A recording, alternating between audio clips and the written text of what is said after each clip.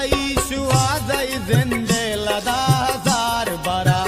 तईशु आजई जिंदे लदा हजार बरा मकप्ता गावती जिंदे पदा हजार बरा मकप्ता